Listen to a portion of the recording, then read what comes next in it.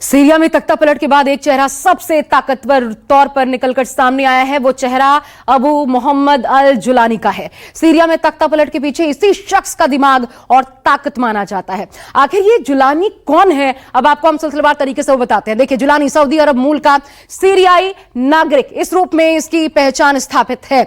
Jolani Saudi अरब मूल का सीरियाई नागरिक है। जुलानी का असली नाम अहम हुसैन है। क्रम अगर उम्र की बात की जाए, ये आतंकी संगठनों से जुड़ गया था कम उम्र में ही।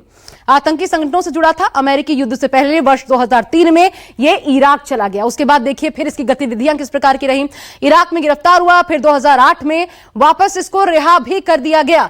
रिहाई के बाद अल कायदा में फिर शामिल हो गया जुलानी, और उसके बाद एक समय बगदादी का सबसे भरोसेमंद साथी, इस रूप में इसकी पहचान स्थापित हुई। बगदादी ने नेटवर्क विस्तार की जिम्मेदारी बाकायदा जुलानी के कांधों पर सौंप रखी थी। एक बेहद जिम्मेदार व्यक्तित्व के रूप में उसके सामने जुलानी की छवि थी। आतंक की दुनिया में आने के बाद किस तरह से जुलानी ने आतंक मचाया और सीरिया में तख्तापलट की स्क्रिप्ट न सिर्फ लिखी बल्कि उसे अमली जामा भी पहनाया, अब इस पर एक रिपोर्ट आपको हम दिखाते हैं।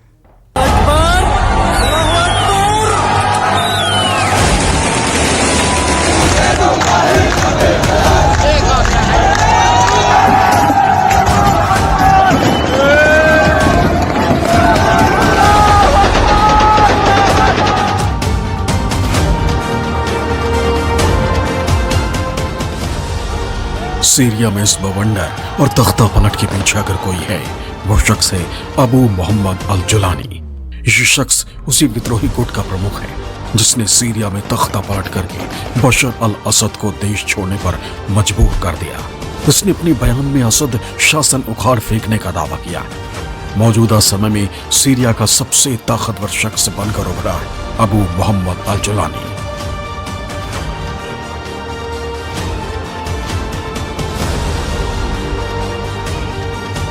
कम उम्र से आतंक की दुनिया में कदम रखने वाला जुलानी इतना ताकतवर कैसे हो गया कि इसने सीरिया में तख्ता पलट कर दिया? अब आप उसे समझिए।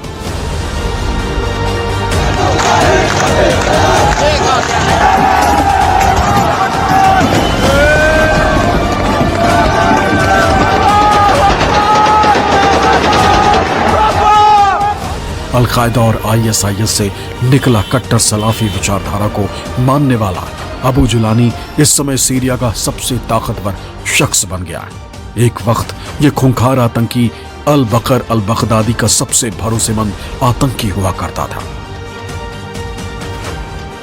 बगदादी का नाम साल 2014 में चर्चा में आया था, जब उसके आतंकी संगठन ने इराक और सीरिया में आतंक फैलाने का काम शुरू किया। लेकिन साल 2011 में ही सीरिया में छाए गृह युद्ध के दौरान बगदादी ने अपने आतंक का नेटवर्क सीरिया में बढ़ाने का फैसला किया था। इसके लिए उसने जिम्मेदारी सौंपी थी सनी जुलानी को। सले जुलानी को उसने सीरिया में भेजा था ताकि आतंक का काम वो बढ़ा सके।